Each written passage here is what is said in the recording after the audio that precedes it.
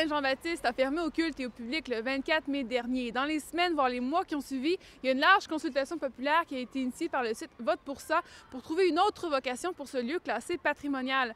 C'est dans cette foulée que 13 étudiants en architecture de l'Université Laval, 13 étudiants de seconde année, ont eu pour tâche pendant leurs ateliers de deuxième année de trouver une vocation pour cette église. Et ça a été initié par la professeure Tania Martin. Impact Campus les a rencontrés à la mi-novembre pour voir de quoi il en retournait, pour voir leur maquette. Et là, les travaux ont été rendus, ils sont présentés jusqu'au 10 janvier à la bibliothèque Saint-Jean-Baptiste. On va aller les voir un peu à quoi ça ressemble et quel a été le feedback sur leur expérience.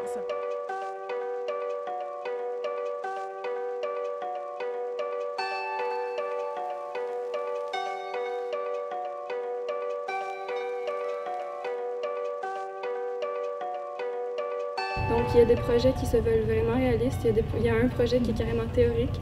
Il y en a qui ont décidé d'y aller avec quelque chose insérer une structure dans l'église. Il y en a qui sont allés avec une intervention un peu plus affirmée, qui sont venus changer des murs. D'autres qui ont tout simplement proposé un programme d'hiver, mais qui ont essayé d'être un peu plus conservateurs.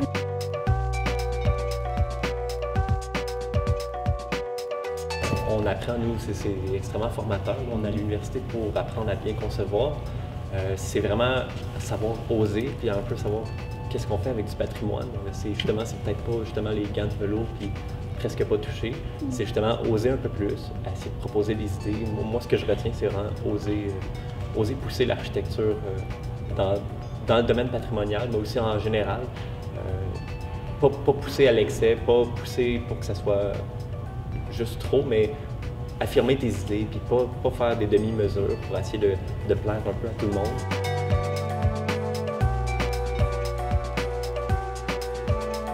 Pour des gens qui sont pas en architecture, qui comprennent un peu, pas l'engouement, mais l'espèce de rush qu'on a dans les fins de projet, c'est qu'on exploite, on peaufine notre projet tout au long de la session, et on voit la prof 2 fois par semaine.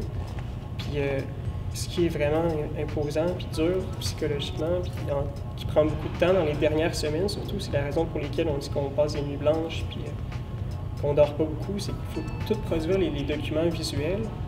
Puis ce que vous voyez là, les planches, la maquette, autant, tout ça, on le produit à la fin parce que le but c'est d'étirer la conception, la phase où on crée le projet le plus longtemps possible. Fait qu'en étirant ça le plus longtemps possible, ça nous laisse de moins en moins de temps pour faire les documents visuels, les plans, les coupes. Fait que là, on finit à la fin tout produire nos documents visuels. Il nous reste comme 2 jours pour tout faire. C'est vraiment stressant. Puis là, on voit tout le monde qui fait son affaire, ça a l'air plus beau que le nôtre. Fait que là, c'est de la surenchère. C'est la surenchère dangereuse. Ah ouais. Fait que là, c'est ça. On se motive toutes, mais à la fin, on est content d'habitude.